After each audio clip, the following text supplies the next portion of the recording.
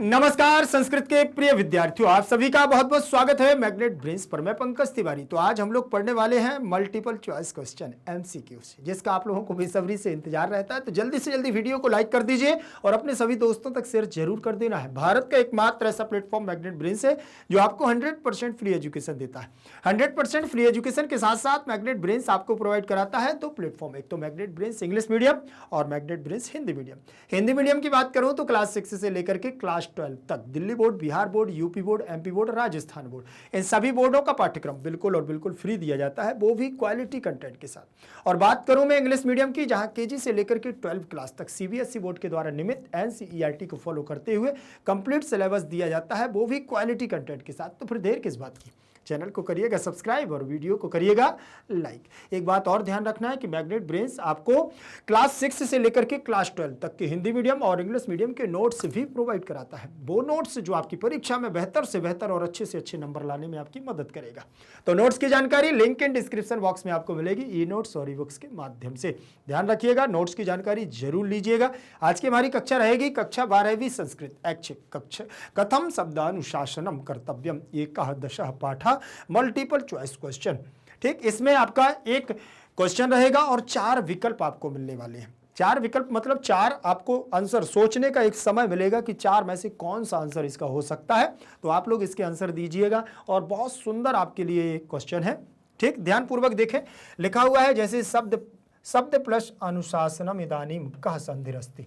इसमें कौन सी संधि है, संधि पूछ रहा है वो। मैंने आपसे बोला था जब मैं आपको पढ़ा रहा था कौन सा एनसीईआरटी और मोस्ट इंपॉर्टेंट भी पढ़ाए हैं, तो आपने देखा होगा उसमें कि आपको संधियां मैंने बहुत, और जब मैंने एक्सप्लेनेशन किया अनुवाद भाग 1 और 2 उसको भी किया, तो उसमें भी आपको मैंने बहुत बीच बीच में संधियों के बारे में बताया है। तो आप लोग ध्यानपूर्वक देखें, जब कभी ऐसे प्रश्न आते हैं तब हमें कैसे इनको सॉल्व करना है। शब्द प्लस अनुशासन इदानीम कह संधिरस्ति, ये शब्द प्लस अनुशासन, तो इसका मतलब है कि आपको पहले दोनों शब्दों को जोड़ना है, और जब जोड़ेंगे तब आपका ये निष्कर्ष निकलेगा कि कौन सी संधि है। ठीक, तो इसका नियम क्या होता है? इसका नियम होता है कि छोटा आ और बड़ा आ अगर आमने सामने आ जाए तो बड़ा आ, ठीक है ना, और छोटा आ अगर आ जाए तो बड़ा आ बनता है, ऐसा होता है। फिर गुण संधि में क्या बनता है? ए और ओ बनता है, ए और ओ।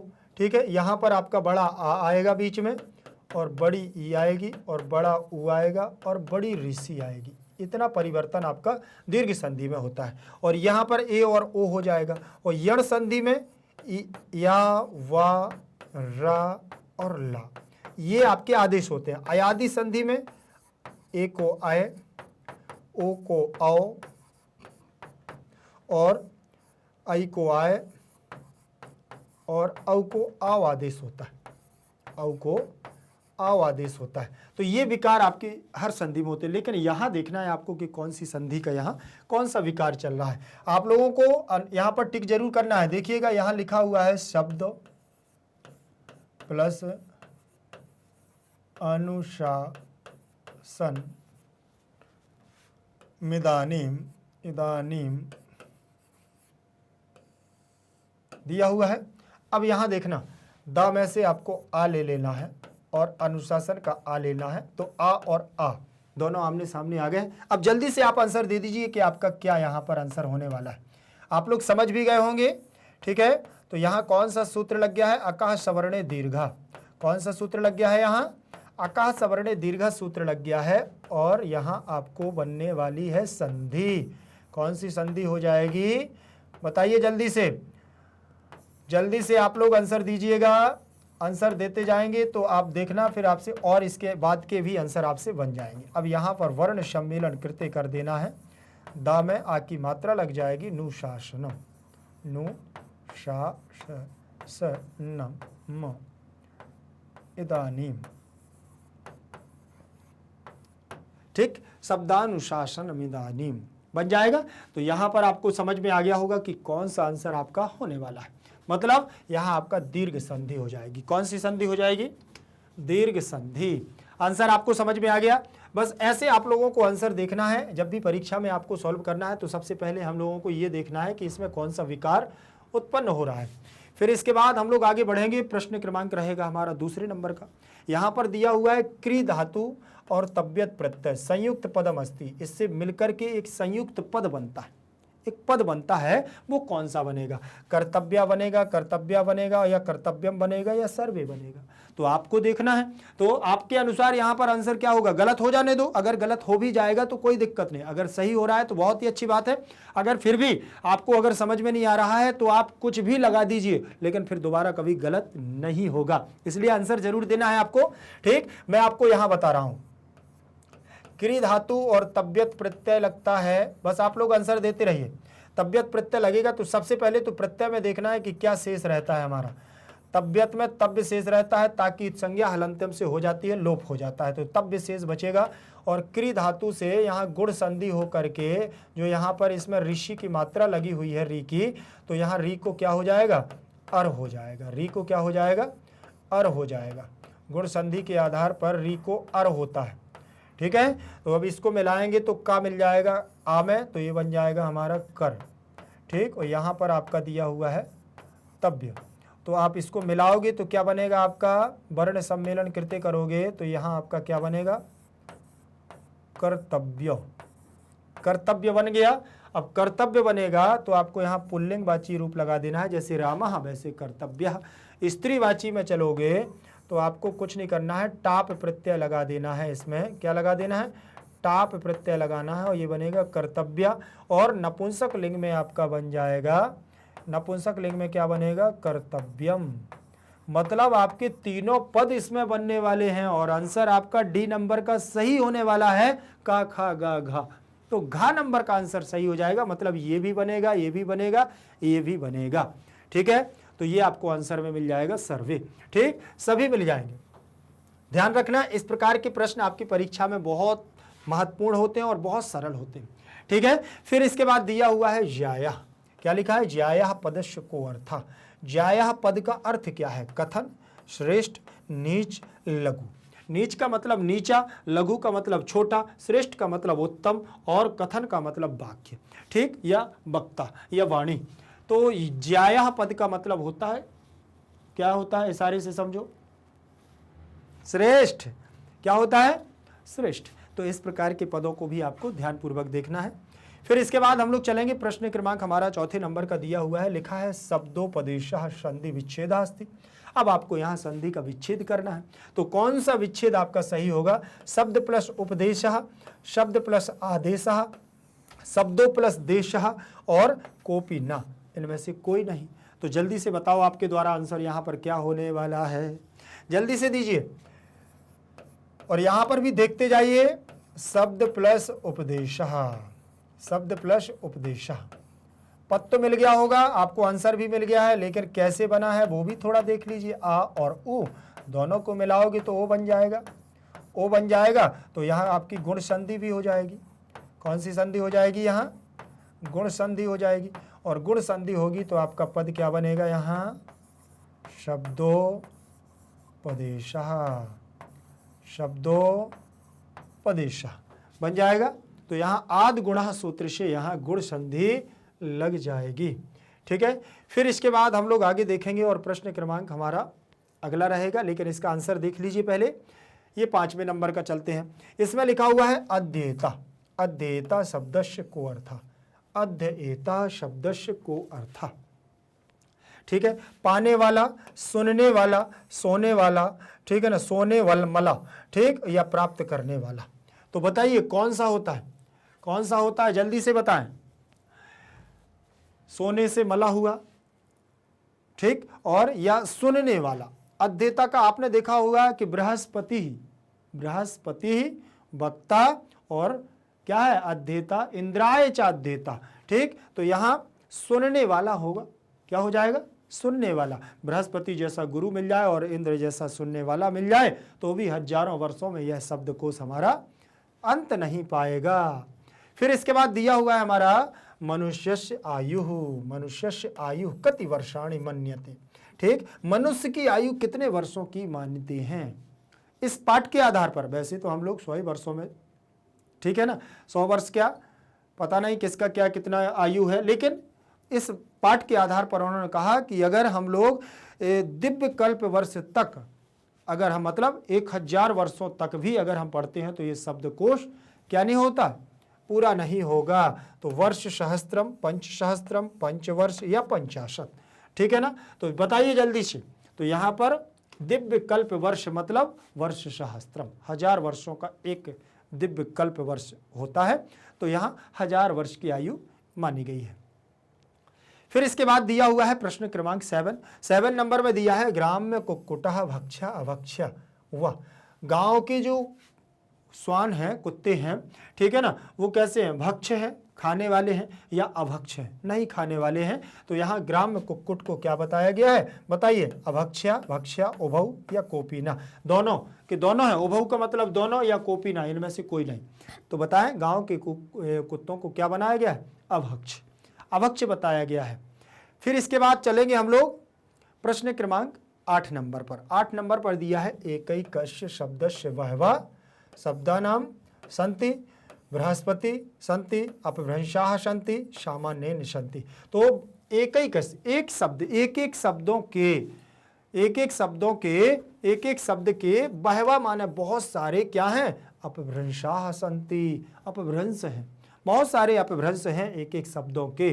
तो अपभ्रंशा शब्द आया हुआ है, ध्यान रखना। अपभ्रंश का मतलब होता है, जैसे हम मूल रूप से, मूल संस्कृत का जो शब्द होता है वो तत्सम कहलाता है, और उससे बनने वाले हमारे बहुत सारे शब्द होते हैं जिन्हें हम अपभ्रंश के रूप में जानते हैं। तो इन्होंने कहा एकैकस्य शब्दस्य बहवः अपभ्रंशाः सन्ति, अपभ्रंश होते हैं। इसके बाद प्रश्न क्रमांक हम लोग आगे चलेंगे 9 नंबर पर, खाली स्थान उत्सर्ग कर्तव्य, हमें उत्सर्ग कैसे करने चाहिए, बताइए। चतुर्भिश्च उत्सर्ग कर्तव्यम, कर्तव्य, सामान्येन उत्सर्ग कर्तव्य, अपभ्रंशः या बृहस्पति।